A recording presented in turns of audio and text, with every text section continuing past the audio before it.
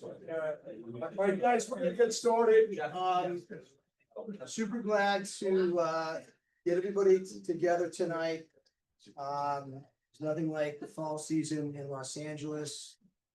80 degrees. It's absolutely perfect. We're very blessed in the city in so many different ways. We've got some great panelists here, which very excited to get into conversation. Some of you guys have been to some of these little events. We have some folks on the Zoom as well.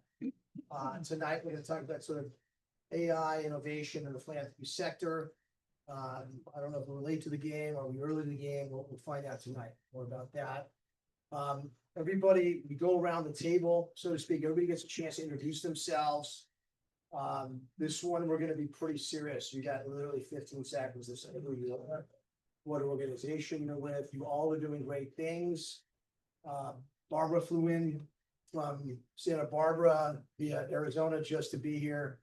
World-class cyclist, world-class triathlete. Some cool people around the table. Don't worry about getting people's email. We're going to send it out for everybody. Okay. The other housekeeping item I want to talk about is there's no solicitation. So it's really about building relationships, connecting. If you decide, hey, you'd be an interesting person to grab coffee with, that's fine. Go ahead and do it. Meet each other, connect, try to build some stuff, and see what kinds of things happen from it. Like I said, there are going to be many people on the Zoom as well. So we're going to try to run through this pretty quickly.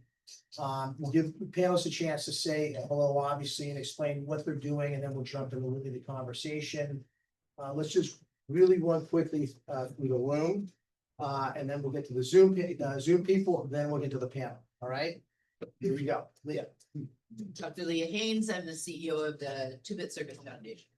I'm Joanna Elliott. I'm a philanthropic consultant in the social impact and fundraising space.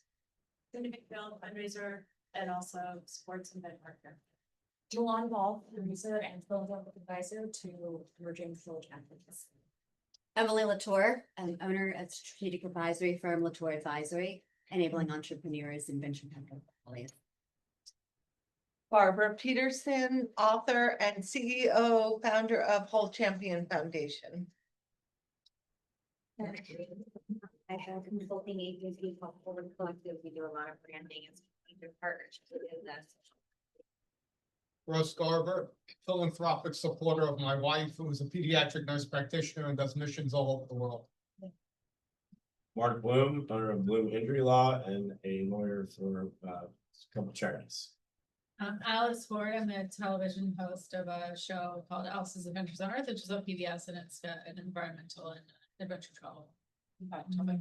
Kenny Harvey, I'm a coordinator for protectwhatwelove.org. Bernie Muller, CEO of Moving Art, who supports protectwhatwelove.org for media. Clayton Cranford, owner of Cyber Safety Cop. We educate and advocate to protect children from online abuse. Jason Sorger, I work in image recognition AI, focused on protecting kids from toxic content. I'm Galena List. I own a digital marketing company. We make websites ADA compliant. And I also have a ton of free resources for nonprofits. Awesome. So yeah. Dorothy Kopansky. I'm the development coordinator for Plus Meet Project. We activate the art of personal storytelling in underserved youth in LA. We help them tell their stories that pursue their college career and life goals. Yes, you. Oh, me? Yep. Okay. Hi, Fred Warga. I'm a CPA, specialized in working with nonprofit organizations. Chris Turkmany, former executive director of West Coast Sports Associates. I'm Luli Trueba, founder, president of Project 555 Foundation. We protect kids and support survivors from child sexual abuse. Luke. Luke Burtis, I'm a CPA. Jim Festante, I'm a consultant for parents to help guide their kids on good tech use. All right, let's go to the Zoom headquarters here. Rob Reinhardt. Rob. Yeah, I'm with Maya Relief Foundation, the Chief Operating Officer. Daniel Nagasawa, welcome. Yeah, thank you for having me. I'm Dr. Daniel Nagasawa, president of Achieve Brain and Spine. We're a group of neurosurgeons and orthopedic spine surgeons. Welcome, sir. Dora Dawson, sorry. She's with me. I'm affiliated with the Project 555 Foundation with Louis Treba. Awesome. Yeah.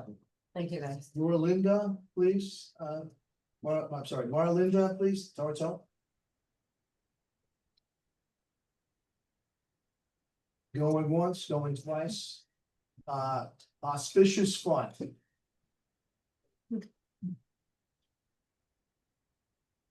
That's you, Gary. You're there. We'll come back. Head him way.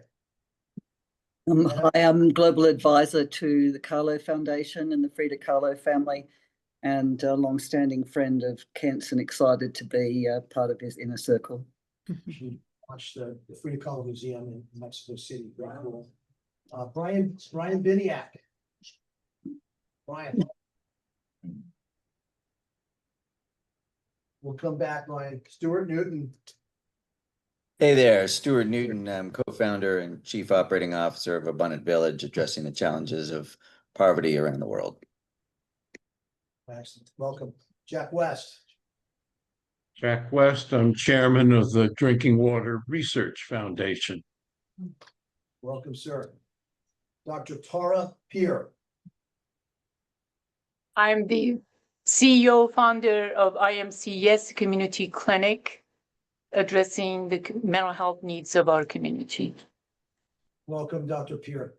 Monica Utley. Monica Utley.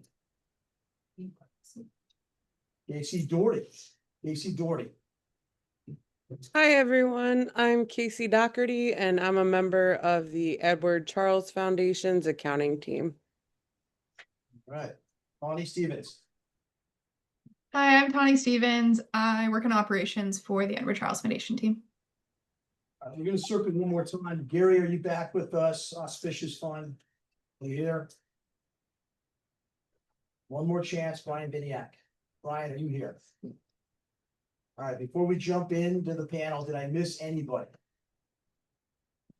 Hi, Caitlin Young here, co-founder of 1 in 4, a coalition to elevate disability representations on the screens. Welcome, Caitlin. Glad you're here. And I'm Kathleen Rogers. I'm an impact producer and I work at the intersection of social impact and entertainment. Great to have you as well, Kathleen. Anybody else? Going once, going twice. All right, we're gonna jump into it. I'm Ken Seaton, if you don't know me, CEO and founder of something called the Edward Charles Foundation. It's an umbrella that runs charitable initiatives for great folks like you trying to get things around the world. We run about 239 charitable initiatives. We love bringing in great people to talk about important topics. Everybody in the room, now that we went around, there's a reason why we do this. By the way, congratulations. I don't know if I scared you guys or not, but it was incredible compliance. So we can take a personality test, incredible compliance oriented people. Be able to save the world just with the people in this right here. So I'm impressed, believe it or not. Mark Bloom knows it's a lot of rooms are not like that. Some of us have come along. Get very serious and direct about what they do. We're here to have a conversation, guys. I'll be moderating. We're asking questions. It's not about me. It's really about what they're talking about. Towards the end, we will 100% open the conversation up to everybody in the room to ask some questions too. It's an integrative, relaxed conversation. There's no PowerPoints. This is just real talk, intimate setting. I know several of the panelists very well. So I know sort of they think about stuff, trying to do some good things out in the world, and that's what this is all about. So again, thank you for coming. Thank you, Cameron, for all the coordination, Tawny, Luke, some of my team that's sort of joining us tonight. Really excited for today. So let's start it off. First off, before we jump into like the AI innovation section of the conversation, just tell us a little bit about yourself and what you're trying to accomplish in terms of the role that you're in, if you will. Sam, we'll start with you. Sam 1, Sam 2. Correct. My name is Sam Sugarman. I'm from Los Angeles, from Studio City. I've been in entertainment most of my life. Played in Childish Gambino for many years, if you're familiar. Developed some children's television shows that got me into animation. might be asking why I got into AI education. It probably has to do with having a rough childhood, but really great parents, and hating school. Even getting to go to, really good schools. And I pretty much think the school system is pretty terrible overall. Through the process of getting into AI animation, realizing how powerful the AI models we're getting and being able to talk. Kids do an incredible job speaking and listening. They don't read as well as they can listen. And so it's an incredible way. My prediction is that most children will be talking to their computer. I think it's pretty obvious.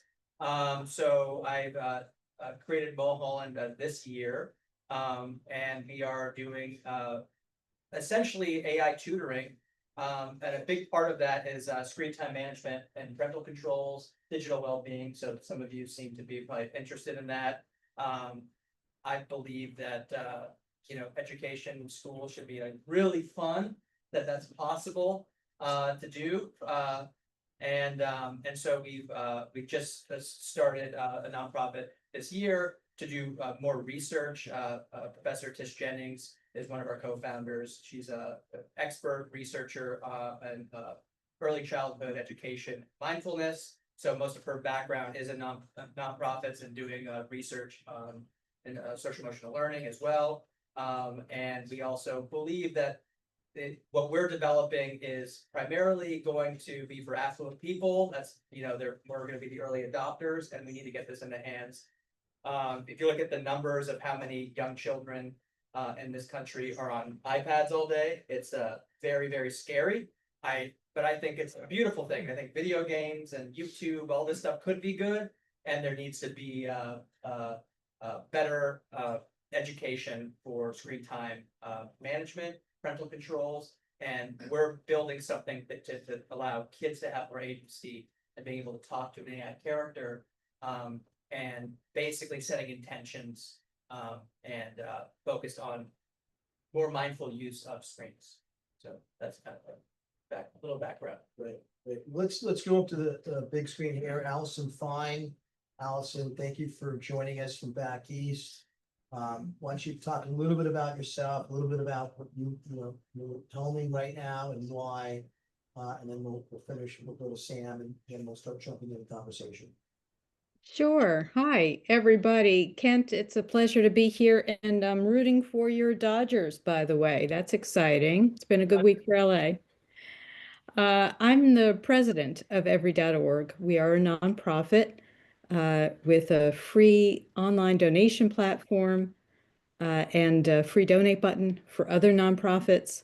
When I joined 3 years ago, we had moved $9 million, and we'll move $100 million to nonprofits this year. So that's a 10x improvement over 3 years. I came to this position having written 4 books on tech for good, and the last was called Smart Nonprofit with Beth Cantor on AI for good. And my take on this is AI is going to infuse every single part of our lives, inside and outside of organizations. And if we use it well, which is a huge if, we know that, it has the potential to make us more, not less human. And that has the potential to make us more philanthropic and more generous. So I came to Every.org with the hope and the intention that we're going to be able to use AI to better match donors with causes, to create something we're calling surge philanthropy in our polycrisis world, to be able to identify donors who match well with campaigns that are created to respond to a crisis like the LA wildfires earlier in the year, and to maintain that connection. Because in nonprofit organizations right now across the board, only 19% of donors make a second gift to an organization. This creates what I call the leaky bucket problem. Donors come in, which is very expensive to acquire new donors, and about 80% of them go flying right back out the minute that they land within the organization for a whole bunch of reasons.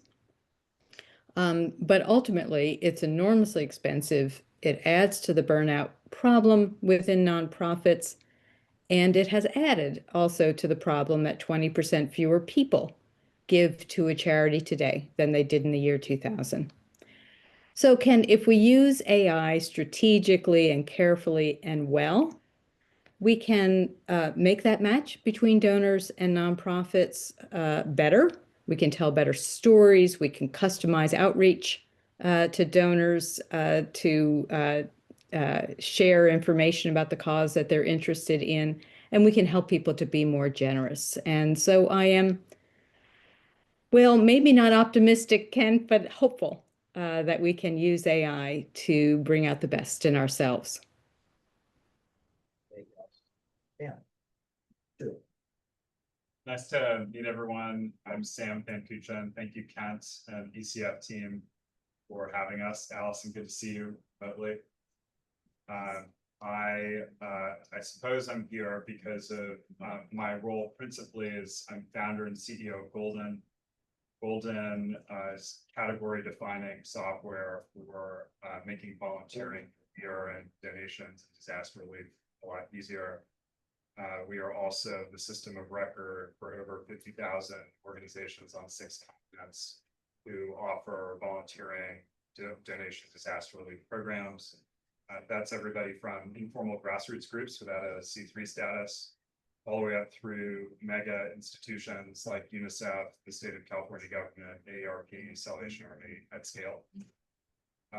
We have a lot of visibility into what the experience of philanthropy looks like from somebody who's interested in becoming involved and getting involved, to highly regulated and sensitive environments, to collaborators who need to work across the walls of programs or chapters or entities or sectors. And it's been a real pleasure to have that kind of exposure. When we started our journey, the idea was to make it possible for anyone of any background to live in their golden moments through acts of service in all their forms, and for organizers at any scale and any kind of entity to have a real-time understanding of the productivity of their programs. For those of us who spend a lot of time in the social sector, it's not so common. I think a lot of us spend time thinking about the mission or thinking about the program and doing our best to connect the dots, but we have a very special opportunity on our hands to have a more complete view of what's possible to achieve really incredible things using AI. Outside of Golden, I sit on a number of different boards and involved in a number of different communities that have to do with the future of philanthropy.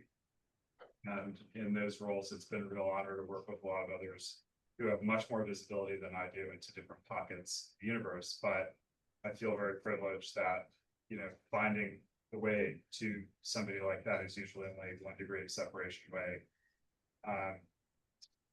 Let's see, I don't know what else to speak about. In terms of AI, we have used it in our organization extensively. In terms of public-facing products, we use it to help individuals understand themselves better, understand their motivations and their goals, and chart individualized, personalized journeys that are right for each person as they evolve.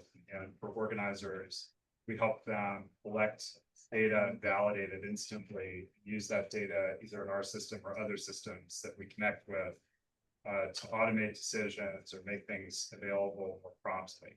We spent a lot of time doing that this year in a variety of disaster settings.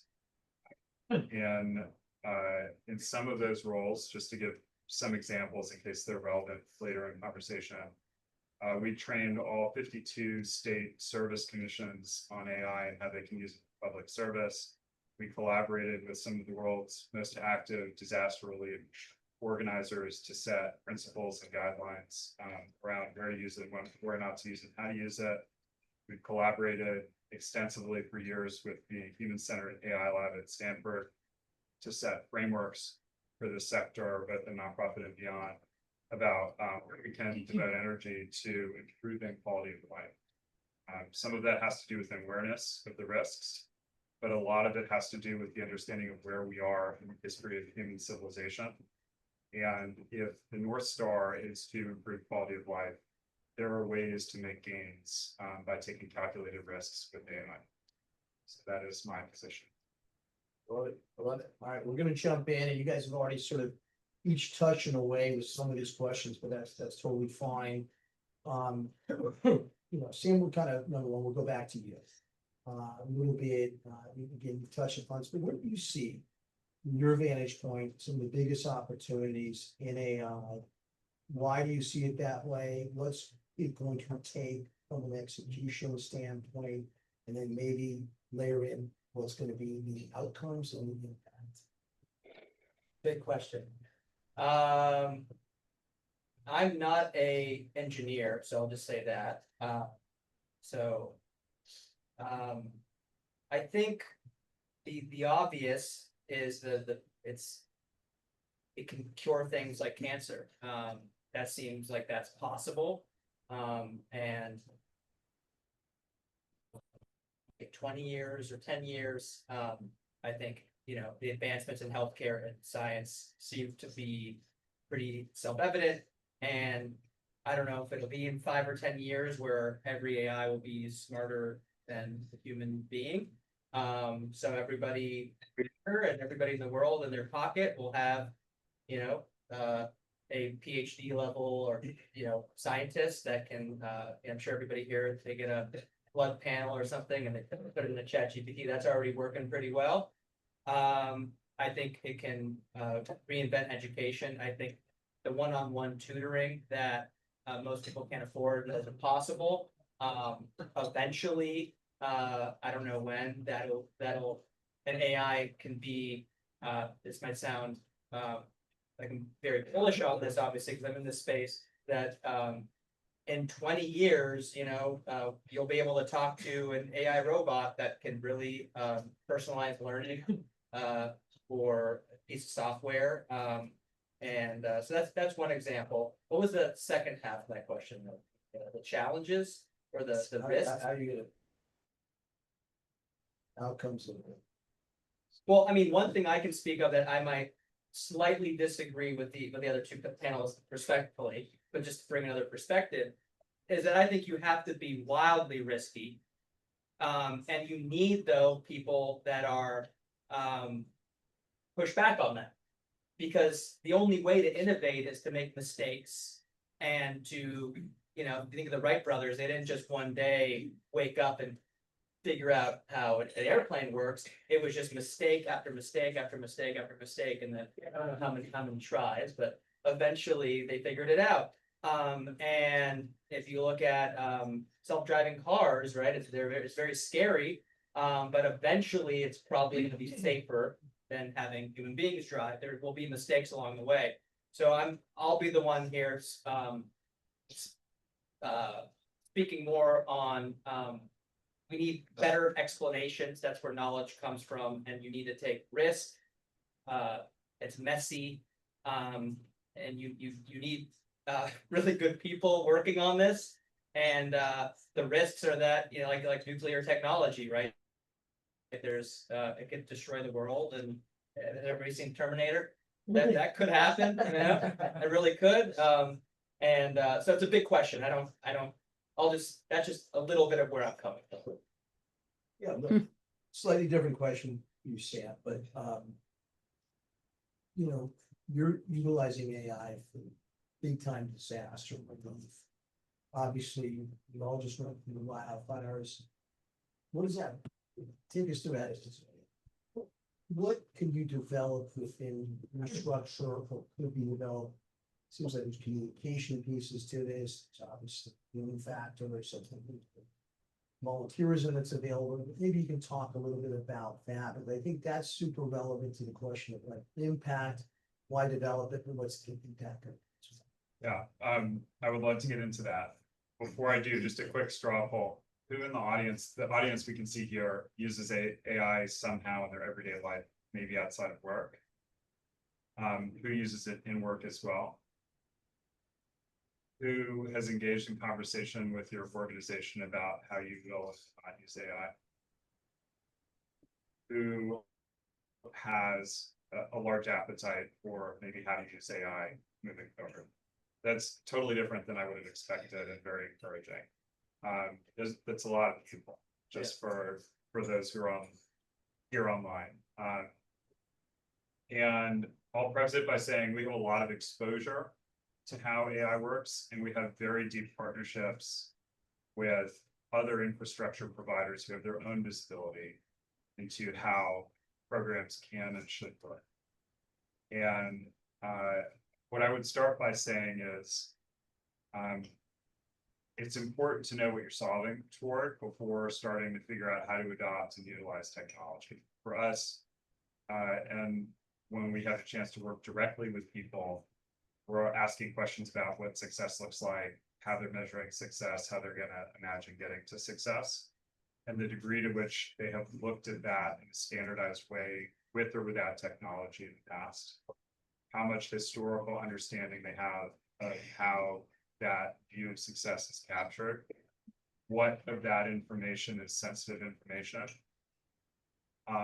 what information can be sanitized. And that gives you kind of an understanding of maybe for an organization directionally where to go.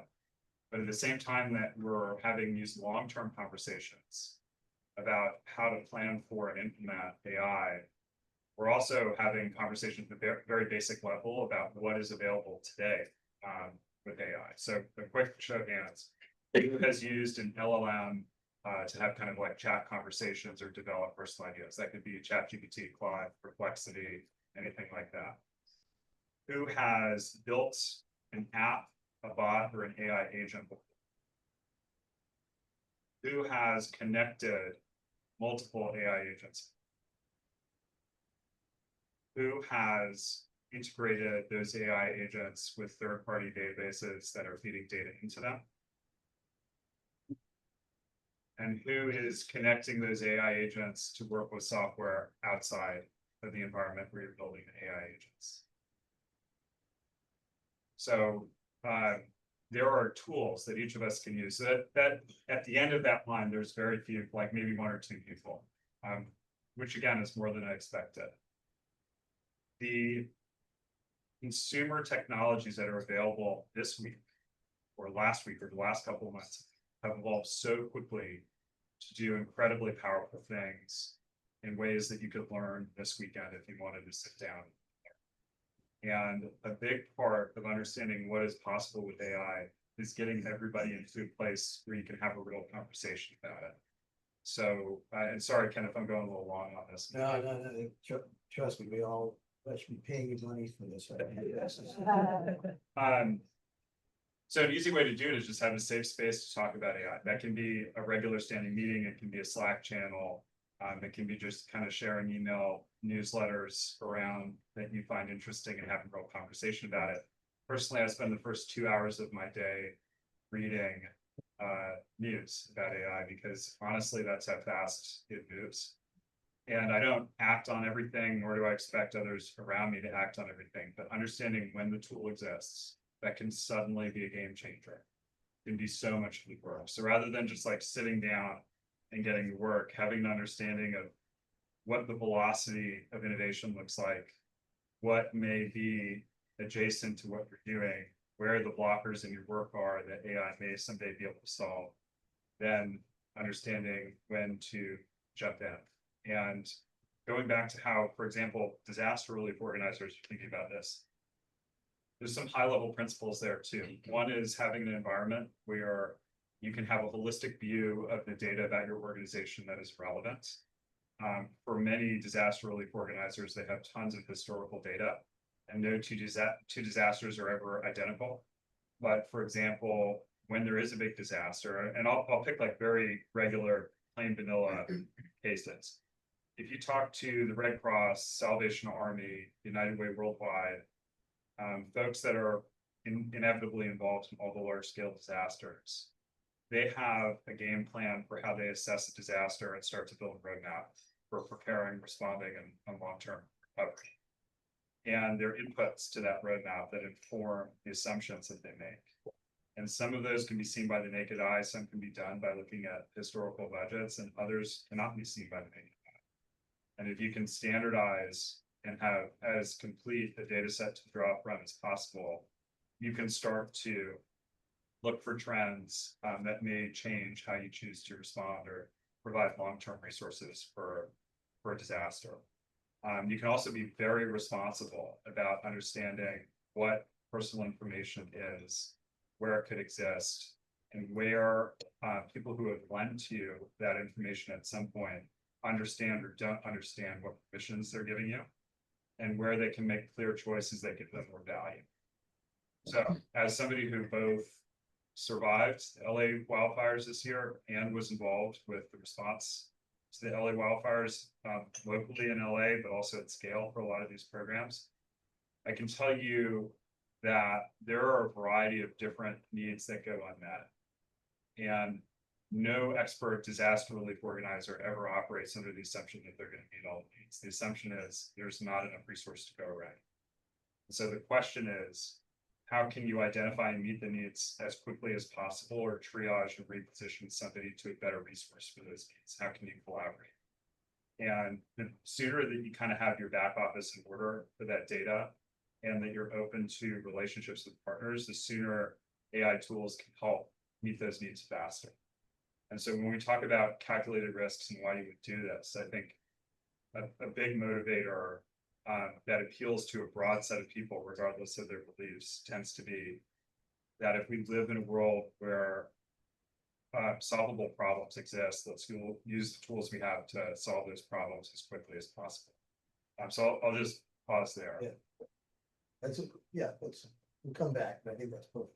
That's a good frame. Allison, I could give you another, but I think this is interesting enough. I'd love to hear some of your thoughts. You have a different perspective. You see money moving to causes. Obviously, be sure to apply that, raise some money for the wildfires, and maybe just echo some of the things that you're thinking right now, hearing some of the discussion.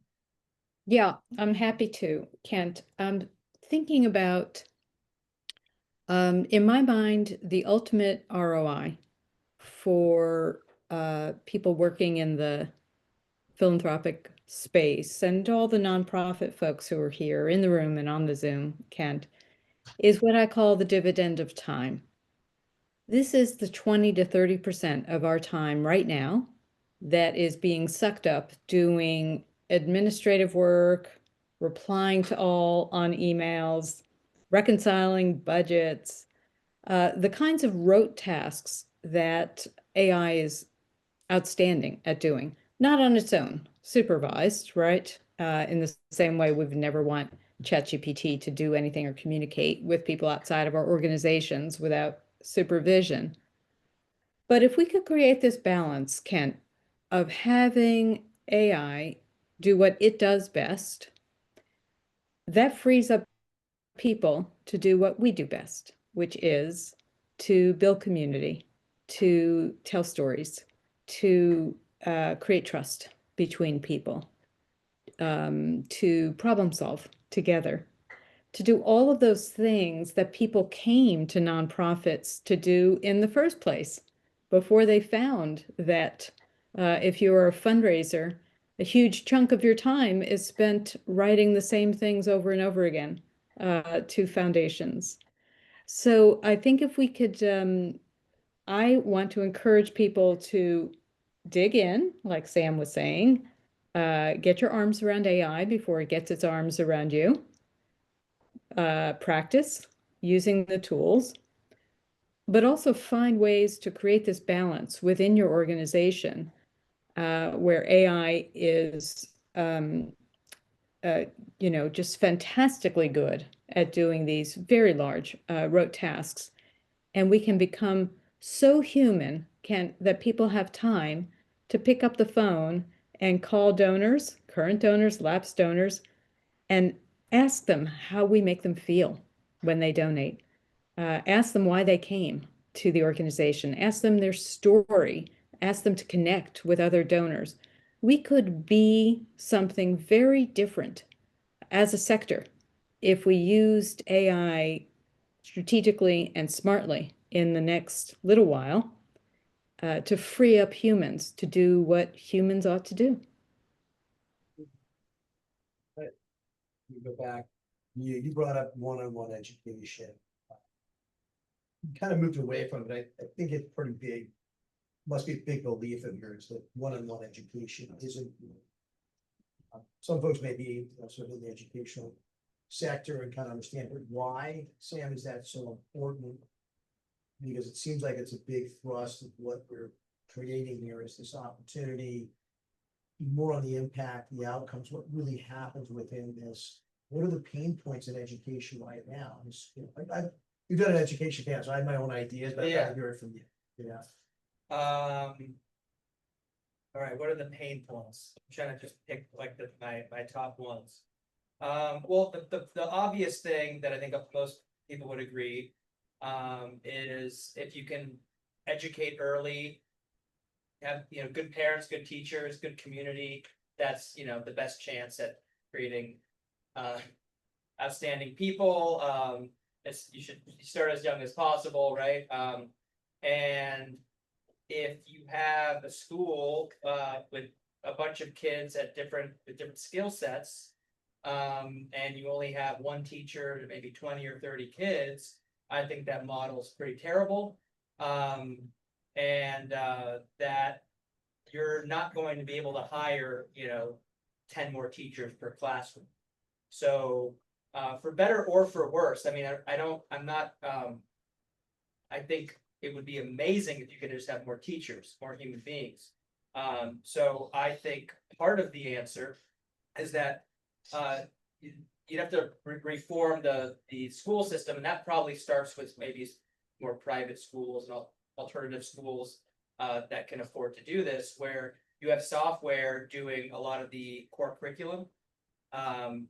You might have heard of something called Alpha School. That's a lot of people are talking about.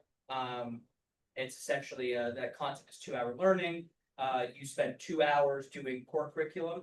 It's basically quizzing you for mastery on subjects. And they use a bunch of software like Math Academy and different things. It's not just all internal to, it's called time back software. And they're calling it time back because they're giving kids time back to do other things that they're interested in. It might be learning finance or real estate and spending most of the school day learning other things. And so it doesn't really make sense to me that you spend 8 hours a day in all these classes. I'm sure a lot of people in here zoned out like I did, or didn't do your homework, or found a way to kind of get through it. I took many years of Spanish class. I grew up in LA. I still can't speak Spanish, and I'm interested now. So I think there's the software can be more personalized. You can create basically more personalized textbooks. You can use different software, and there's different ideas on intrinsic versus extrinsic rewards. But one of the extrinsic rewards would be if you complete this course in 2 hours, you can then go on to do whatever else you want in school. And then you leave the teachers to be more facilitators, guides, coaches, more on the emotional side. You have it less focused on lecturing, and so I can pause there. I think that's Yeah, well, that's great. Yeah, that's great. Back to you, Sam. Within the sort of the framework of, you said a couple of interesting things for me, at least, at the We'll end of see the what everyone else thinks. Thanks, Ken. with solving disaster relief, where you're saying, hey, everybody ultimately understands you're never going to have exactly the resources you need to solve that particular disaster, because it's unknowable what's going to happen. Right? I mean, that's what it seems like you're saying. But within the idea of the collaboration piece, what does that look like? Like, how do you create the collaboration? Because I think, everybody so far, Allison brought up collaboration, Sam brought it up, you brought it up. How do you utilize AI for that? That's a great question. I'll do my best to limit a response to this. And the best way I know how to do it is to talk about how you do it at the institutional or program level, and then how you do it on the individual level. Because they're both equally important. Maybe one's more important, but both are important. I don't know. At the institutional level, that means having reliable data, as boring as that sounds. Reliable data means collecting it in a standardized way, storing it in a standardized way, having an understanding about how you can access that data. Once you do that, which is honestly the hard part, then you can start to break down all kinds of silos, especially with people who have different kinds of resources than you do. So if you're looking at something like the wildfires here, which is something we haven't really seen a disaster like that in terms of scale, level of devastation, unpredictability of rebuilding, variety of resources. I don't think anyone in this room has an or beyond this room, frankly, has a real understanding of what long-term recovery is going to look like, let alone an understanding if we did as good a job as we could have done along the way. But a clear lesson, and I'll use this lesson to go from talking about organizations to individuals. A clear lesson is that you have to understand where your resources begin and end, and where others who are adjacent begin and end, who may be serving similar populations with similar needs. Because if you have your data in good order, and they have their data in some kind of good order, when you've done the right things to make sure you're not compromising anybody's safety, then you can start to put together delivery programs and all peaceful work much, much faster. And that can be everything from like mentor interactions to getting people shelter and much more. That's where a lot of the innovation is. And a lot of that has to do with just your own information. And then you can use pretty much any technology these days to share information in ways that are appropriate. There's also, we can learn a lot from disaster because those are the most challenging, unpredictable, and consequential events that we have, but they also resemble everyday life.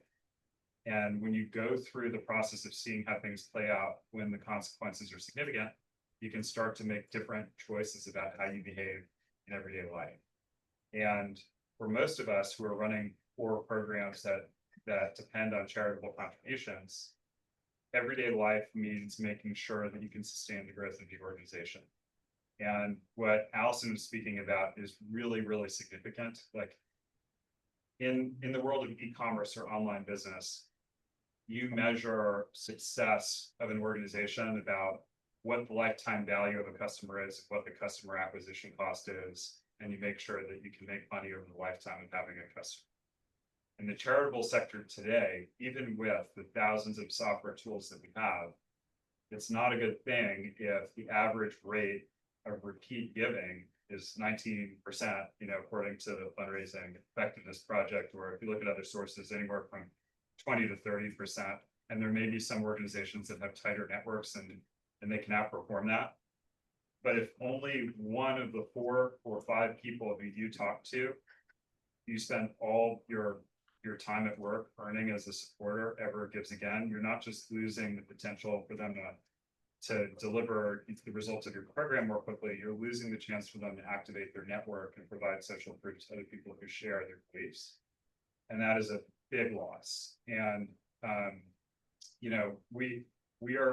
we're also looking at another important trend, and I know Allison spends time thinking about it. I don't know about you, Sam, but maybe you spend time thinking about it too, which is, last year was a little bit better, but every year since 2012, the rates of individual giving have been declining year over year, worst year ever on record every year. And that is because of the availability and misuse of technology, in my mind. I am the most pro-innovation, minimal regulation, as long as we don't hurt people, to try and create the environment we need for more benefit. But if you have a world where the general practice is people aren't using the tools right, then what happens is you take somebody who feels like they're motivated and you turn them off for a very long time.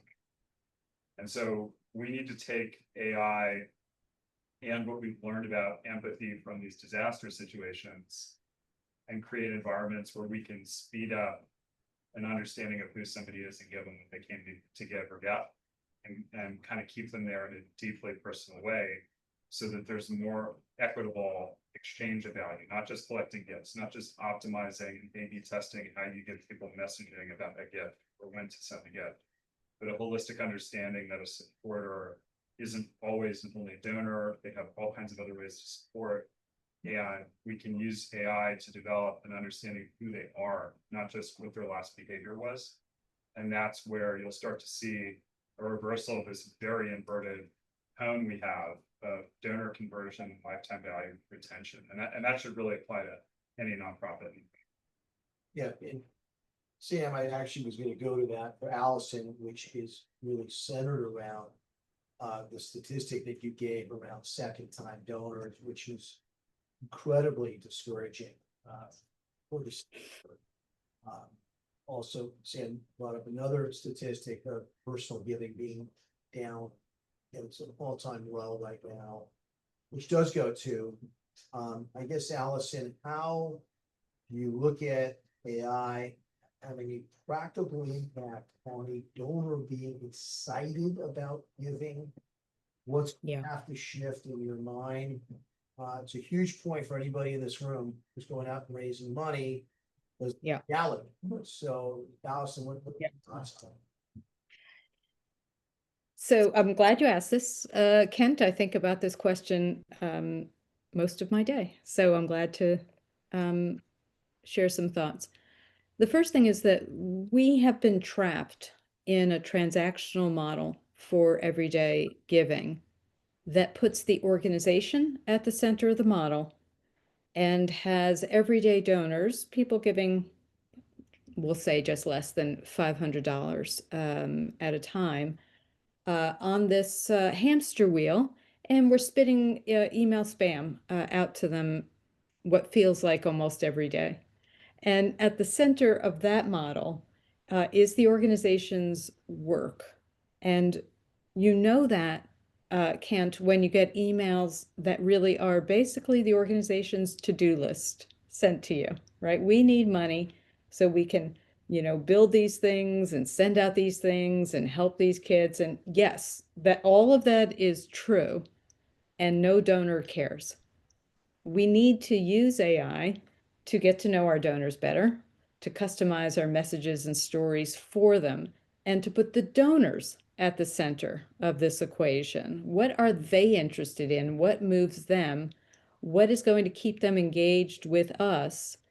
And when you add AI to what I would call a network approach to fundraising, and Sam, you were alluding to this as well, of connecting people to one another in communities, now you've got something really interesting. Right now you can turn your donors into ambassadors for your cause, and that reduces the stress and the cost of fundraising enormously, right? If you have 100 people who are willing to steward, I'm just making it up, 10 donors themselves, people that they know, people that they see regularly, people they can share stories with, your organization is going to be 10 times more sustainable and more robust.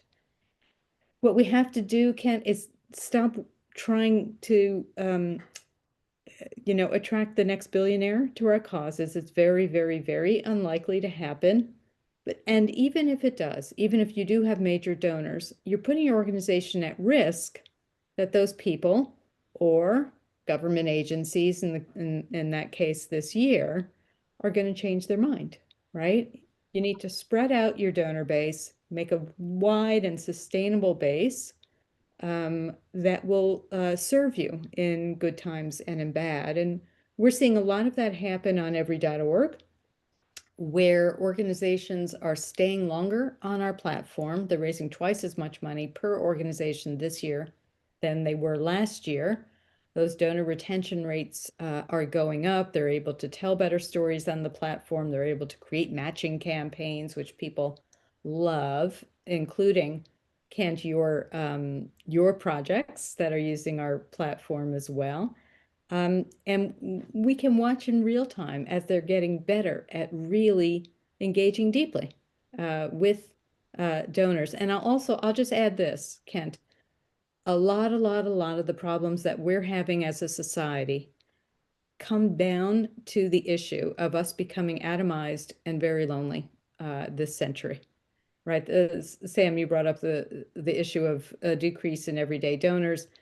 That's also a reflection of a decrease in membership in congregations, memberships in clubs, people connecting with one another on land. And so the elixir to a lot of those problems is people being generous, because when you're generous, you're being empathetic. And if we can turn that generosity into social connections, now we have a shot at becoming something really different as a society. Thank you. So, Sam, I mean, I know you're thinking about education, not necessarily dollars, but how do you sort of look at the sort of impact of the one-on-one education? What does that look like, in your mind, from a sort of collaborative framework? How do you keep students interested in it? What's that going to look like for you on the AI? I'm coming at it from a more entertainment standpoint, or not even entertainment standpoint. If everybody here could think about, a teacher that you loved, whether it was in elementary school or high school, a good chance that they made learning fun. So how to keep kids engaged is you have to pique their interest, follow their curiosity. I think that's a big part of it. And a lot of what we're talking about is personalization, getting to know your customer, getting to know people. So I'm sure people here, they might prefer GPT to Claude, or one or the other, because it's remembered, it has memory now. It remembers everything about you. You can use it like a journal. You can recall whatever it is that you want to recall you had. It's not perfect yet, but I'm sure it will be. And so if it can remember every conversation you ever had, and it knows that you love Taylor Swift and that you had a tuna sandwich this one day last Tuesday, it can refer to that in teaching you, for instance, I loved learning about math with music. So if the more I could learn music or music theory, it helped me advance my math skills. You'd be able to do that virtually with any subject. So I think focus on curiosity, taking children seriously, making school as fun as vacation.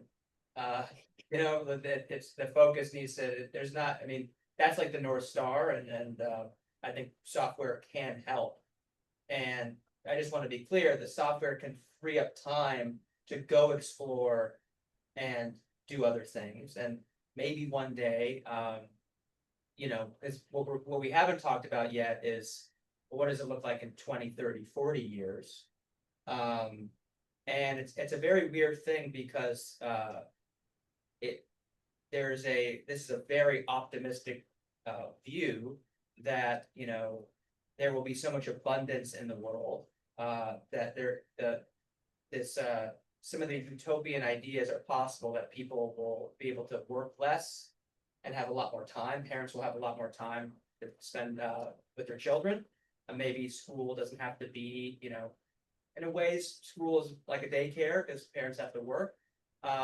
And you can spend a lot more time exploring and doing things with your family, spending time with your children, and learning about the world that way. And I don't think you need to spend 8 hours or whatever it is a day in the classroom, kind of be quiet. And of course, schools are more than that, but a lot of the public schools in this country are that. You're just kind of sitting there and you're bored and you don't know why you should be learning what you're learning. Why do you have a class on calculus? It's kind of like, it's much more interesting if you want to, let's say, build a car, build an engine, you wouldn't teach a class on screwdrivers and wrenches. You would, you would learn how to use a screwdriver and a wrench because you're interested in building an engine. So I think that there's applications for that as time goes on, and that again, software can help personalize that. And it's going to happen. I'm pretty confident that it will. Sam, I want to jump back to why you started Golden, sort of related back to some of the picture, you said that you wanted to help people have golden moments in life, people are giving back and feeling fulfilled, yet there's sort of juxtaposition of donors are clearly not being fulfilled because they're not giving again. I don't know what's going on the volunteer side. How are you sort of driving that sort of from AI perspective, but just the impact via Golden is sort of like the big picture. But I also think I'd like to understand a little bit more about the idea that when you have big problems like wildfires or food poverty, if you can't even get a donor to give a second time, how are you going to create this sustained attention? That's a big question, but these statistics are so strong in having a look at that in terms of like solving big problems. Because it's not about a donation, but solving problems. That's why we're all here. That's why I wanted to learn a little bit more about the problems you're really solving. Because if you don't solve the problem, you're going to need more money, and you have to keep throwing money at it. It's one of the things about solving problems. So yeah, curious what you think. First of all, touched by your story, Sam, and I'm sure there are many kids who are just going to have much more meaningful childhoods because of your lived experience. As a founder, my experience was not dissimilar to that. The very short version of the founder story, because it's not the direction we're going, but it's probably useful context here is I thought I lost my entire immediate family in 9/11 for 3 days, and then learned later that I hadn't, but was affected by it in other ways and went through those experiences. And I felt very lucky, but also I started to feel very separated from people around me. I just felt like a lot of distance, and it took me a while to put my finger on that being what was going on, but that was part of my story. And eventually, like one observation I had at that age, so I graduated high school in 2004. Around the time I was 17 or 18, or even before that, I saw a lot of people around me volunteering or donating money or doing some form of philanthropy. And it often was very performative for one reason or another. It could have been if somebody asked them to do it, they had an obligation to graduate, they're part of the faith group, somebody told them morally it's the right thing to do. Sometimes it came out of genuine places, but not as often as I would think. And so I just didn't have an interest, even though I came from a family that valued philanthropy very much. And then at the time that I was ready to go to college and live on my own, I started to become deeply interested in volunteering so that I could understand the world around me that I hadn't yet experienced and figure out where to dedicate my life academically or fun, or where I would live, or what I wanted to accomplish. And so I tried volunteering every imaginable way, which meant going through school, going through friends, going through religious groups, looking up websites, searching for things. And at that time, there were a lot of resources available, but none of them provided the level of quality that you would need to make a rational decision about what to do. They usually give you something else to do, and not clear how long it would take you to do those other things.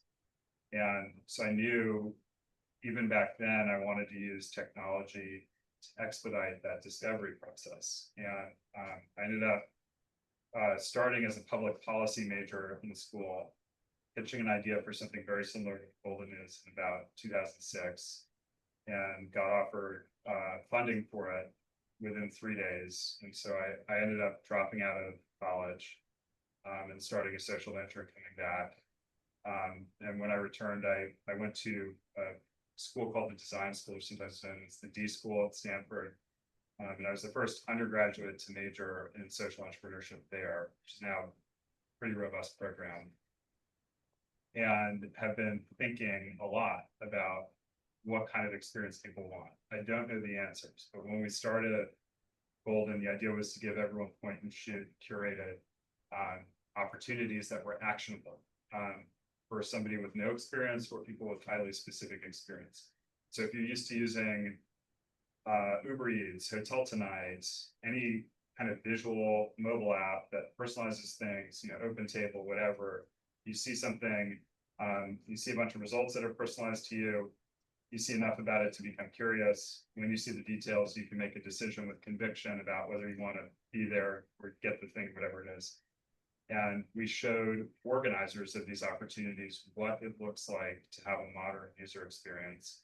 And then we worked with many organizers and then many more to understand their programs and deliver them in a way that technology can put in front of somebody so they can make a quick decision. Result of those early apps and then web apps and branded products and all kinds of other things was that we were able to get the difference between people who consider and sign up for a volunteer opportunity from less than a fraction of a percent of people who express interest to 22 to 25% of people actually appearing and fulfilling the opportunity of people who consider it, which is obviously orders of magnitude different for organizers. And then when you give somebody an interaction like that, that meets what they had in their mind's eye, it's a lot easier to build trust with them to give them more. And it's only now, even after years of kind of processing people in these opportunities, that we can use all that historical data and all those structures about what opportunities are to volunteer or give, whether it's digitally or in person or anything else, that we can use that to start personalizing these lifelong journeys at whatever frequency, whatever bound. It's like education. We don't have an expectation that there's a correct cadence, although for certain things, some cadences are more appropriate than others. But what we want is somebody to have a much more integrated and free experience where they feel like they can discover themselves and find who they really are to the outside. And I think when philanthropy works well, like you were saying, Pat, part of it is the thrill of knowing you're solving these problems. And part of it is the release of knowing that it's there for you whenever you're ready and however deep you want. And getting people comfortable and putting their finger on what those needs and interests and opportunities are is exactly the kind of input that AI needs to give you more of that. And that's the kind of unlock I think all of us are looking for. We're not going back to a world without AI. And the world with AI in it can provide so much more meaning or complete understanding meaning in our own terms. And I think that's what's exciting. Thank you. Allison, let's turn to you. You know, in your sort of involvement within the sector, are you seeing anything to connect these donors with the notion that they're solving problems? How are you going to, it sounds like you are doing a good job, because it sounds like you're doing a better job with the statistics, you know, overall. But what is that going to take, if you will, to connect donors with solving the problems and feeling the confidence level that the money is really solving these problems? Right. So this is going to take a really fundamental shift in the sector, Kent. And it's going to take a generational shift as well. We need younger leaders in the sector, people who want to do this work differently inside and out, right? So inside means being less top down, less command and control, less need to try to make everything perfect before we send it out into the world. People who understand that flatter structures are more effective ways of connecting with all of that talent out in the world. The way that Sam was talking about, you know, people want to be engaged in problem solving and connecting in communities. So we need leaders who want to make that shift within their organizations. And then we need different kinds of models where donors and volunteers, who can be the same people have many talents, are at the center of this, as well, of course, as clients are at the center of the work. And that means putting behind us basically, Kent, 60 years of conventional wisdom of how to run what Beth Cantor and I and the network nonprofit called fortresses of organizations, put that last chapter really behind us, because with AI, with this new technology, we are looking at a shift in how society works, how organizations work, how we're organized. As great as the Industrial Revolution, everything is going to change, and we need our social sector to be digging in to these changes and making sure that we are using these tools to make our people and our communities better. And that moment is right now. We don't have a second to waste, Kent, in moving to this next chapter. We're brushing up against time, last couple minutes, 4 or 5. I want to open it up. Does anybody in the audience have some questions? Good. When we're looking at donors and fundraising strategies, we can, open up to anybody to give suggestions of prompts that you would like to use or that you have found helpful when thinking through ideas. How do you best use it? Right, and if you have recommendations on that. I know what I have used, what questions I might ask or play with in terms of brainstorming. But I'm curious if you all. I couldn't hear the question, Kent. I'll say it one second. I'll let Sam go, and then Allison, I'll. I was deferring to Allison. So. Yeah, basically she said a little loud and what blocks, right? Yeah, I was just curious if you have prompts that you have felt have been effective in thinking through donor strategies, essentially. Oh, that's interesting. Look, the first step is to really get you and your team to put donors at the center of this equation. And they're segmented, right? There are lots of reasons why people come to your organization, and you probably have 3 or 4 different general segments of donors. And so step 1 is segmentation. Step 2 is really deeply immersing yourself in the interests of those donors. Why are they here? What do they want? And I want to really encourage people to actually pick up the phone and ask donors what they want. We really seem to shy away from that. We want, these general universal statistics to tell us, but we really need to talk to people. And then to find some ways of strengthening that connection. And it doesn't have to be all AI, all tech. One of my favorite stories, we have a relational fundraising. This next chapter in fundraising, I call relational fundraising at scale using AI. And we have a playbook on avery.org that outlines how to move to this new model, and it's all free. Anybody's welcome to go to the website and download it, and Kent can send out information about it. But my favorite story from the playbook is a small organization that has board members come an hour before the board meetings. Everybody takes out their phones and they call and thank donors. So you really want to center donors, and then you want to find really human, personal ways of engaging with them, and AI can help with that, but it's not the only tool to do that. Do you mind us asking what some of the prompts you've used that have been successful, and what your work does, just so we have the context? Yeah, I would say I don't really, the way I fundraise is through big strategic partnerships with brands that do a lot of roundup can build products, roundup campaigns, all those sorts of things. However, as we look at individuals and giving and think about that, I completely agree. It's so personal, high touch.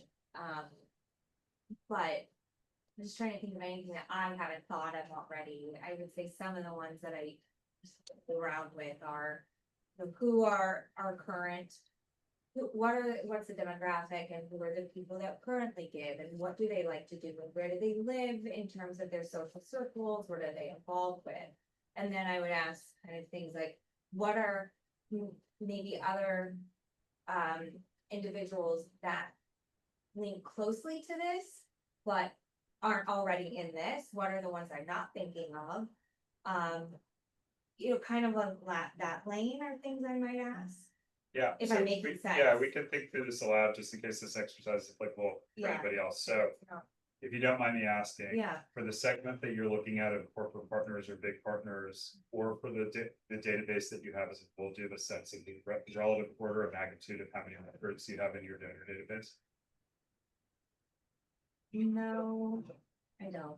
Okay, so we could go about this different ways. Let's say that your data, you had a lot.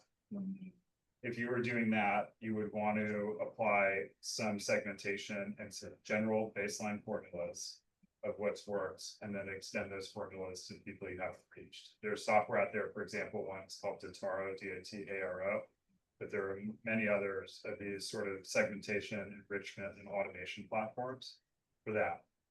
And if you do that without understanding who the human beings are, who you're reaching, you may ruin what could have potentially been a much more valuable relationship. And if you want to get to a place like that, you have to take a look at what their journey is, how they're becoming exposed and engaged to you. You have to look for the points in that journey that have the highest level of resonance, and either exploring, participating, reflecting on, re-engaging, activating other people. And then in those moments, you have to collect the feedback from them that encapsulates how they feel, why they have certain sentiments. And the more you do that, you can either specifically deliver against those sentiments, or you can start to build a model, a behavioral model, and lead them to a place that's better than what they've experienced in this approach. You want to do what you're talking about, which is, I have my archetype of somebody who's great. You can definitely accelerate the training of models by giving them the details of who that persona is, what you know about them, what's worked, etc. And you can also build what are called lookalike audiences. So based on the parameters of what you know of this person, you can identify the markets of people that look like that. A common example of this is LinkedIn, or Facebook, or Meta ads on Instagram. They both use this kind of AI to build a profile and identify an audience and help you reach more audience. So on an individual level, you want to think about are the resonant activities so that you can cherish those golden moments, whatever you want to call them for your org, that's what we call them. And at the institutional level, you want to think about patterns in who you're working with so that you can amplify and replicate. Is that helpful? Yeah. Right, we got time for one last question. Anybody have it? I was going to say, we had someone in the chat ask to touch on the environmental impacts of AI and the water thing. yeah, how we're sort of thinking about that.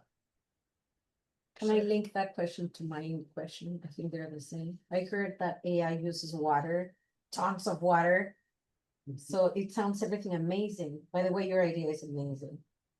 But what is the risk with the water situation? I think they're trying to make it better, but if we all start using it, what's gonna happen? Let's phrase it as one final question. Any of the panelists can jump in if they want. What are the environmental impacts of AI? I'm not prepared to answer that question, really, but. Do you want to take that? I've done so much talking.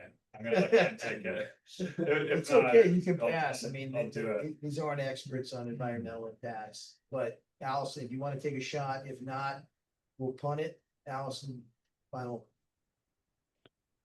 I think there are enormous environmental impacts in the same way that there were enormous environmental impacts on the